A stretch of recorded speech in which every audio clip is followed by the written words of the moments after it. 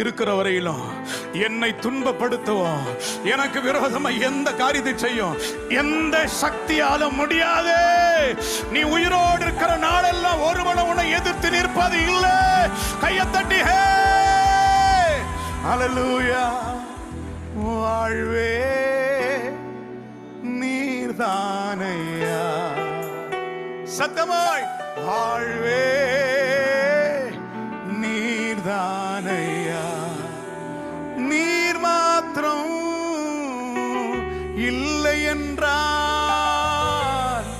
மனிதர்கள் உயிரோடு விழுங்கியிருப்பார்கள். என்ன ஆச்சரியம்! ஒரு பக்கம் சாத்தா எவைகளை விழுங்கணும் என்று வகை தேடிக் கொண்டிருக்கிறான், அடுத்த பக்கம் மனுஷன் எப்படி விளங்குறான்? உயிரோடு கூட விளங்குற மனிதர்கள் இருக்கிறாங்களா? சொல்லுங்க. நிற்பதுமே நிலைப்பதுமே, உங்க சத்தத்தை சொல்ல. நிற்பதுமே நிலைப்பதுமே கிருபையினால் தான் வாழ்கின்றேனே. வாழ்வே நீர்தானையா,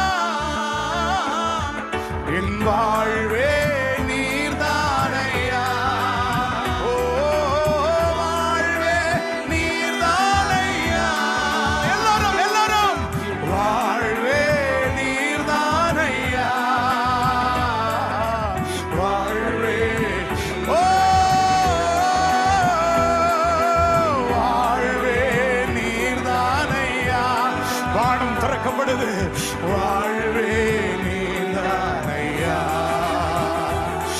என் வாழ்வே நீர்தானையா, என் வாழ்வே நீர்தானையா, என் வாழ்வே நீர்தானையா, வாழ்வே நீர்தானையா, என் வாழ்வே நீர்தானையா. எத்தனை பேர் வாழ்க்கை அர்ப்பணிச்சிருக்கீங்க? தாவீது சொல்றான், you are my life. இயேசுதான் என் வாழ்க்கை. அவன் சொல்றான், என் காலங்களை அவருடைய கையில கொடுப்பேன், அல்ல கொடுத்துட்டேன்.